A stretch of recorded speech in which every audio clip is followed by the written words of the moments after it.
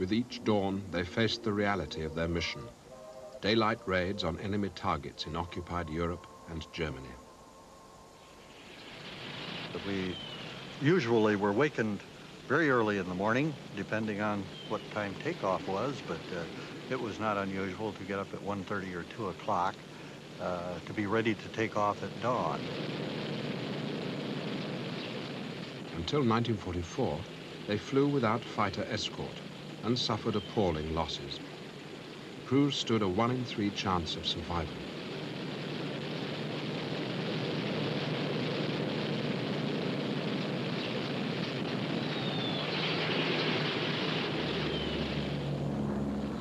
From 1944, a single mission was made up of 1,400 bombers and 800 fighters.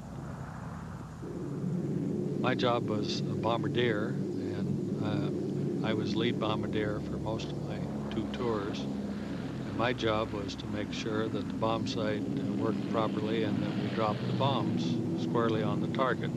In addition to being a bombardier, the bombardier operates the 2 50 caliber machine guns in a turrets located immediately below the bombardier seat in the nose of the airplane. And the bombardier was especially useful with those 2 guns whenever we had head-on attacks by the German Luftwaffe. The bomb run was a very dramatic occasion. There was an element of fear in all combat flying, but there's also a tremendous exhilaration in much of it.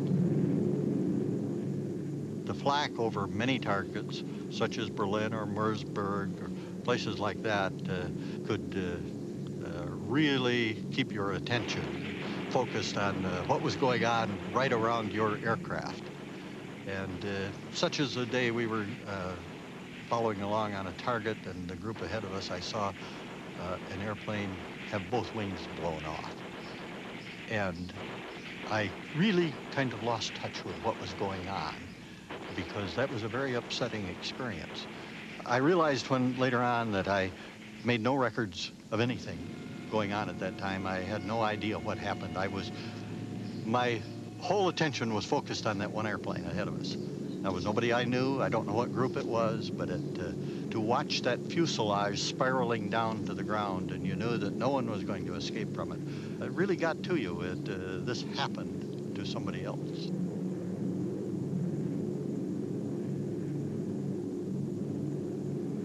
Well, the first thing that happened when the bombs were released was that all of the ships in that particular squadron made a sharp turn away from the target. And during the turn, we could watch the bombs hit in the target area. And of course, when we hit it perfectly, it was great exhilaration. There were times when we missed the target where it was, the whole crew was depressed on the way back.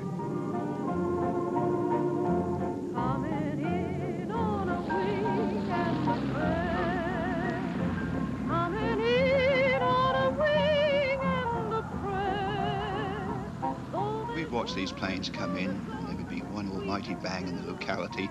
We would look for a plume of smoke, and then my brother and I, 2 growing young schoolboys in the area at that time, would set forth to find what was very much a disarray of metal and tangled wreckage, when we would see what we could salvage. The famous thing to salvage at that time, as far as we were concerned, was the perspex, which we could make into model aeroplanes ourselves. Nice little trinkets for the girls, perspex rings which were highly adored, and so forth. But we were putting ourselves to great danger because there was possibly unexploded bombs on board, the machine gun bullets, etc. But as young schoolboys, we saw no fear, and we made some delightful treasures of that day. I only wish I had them today.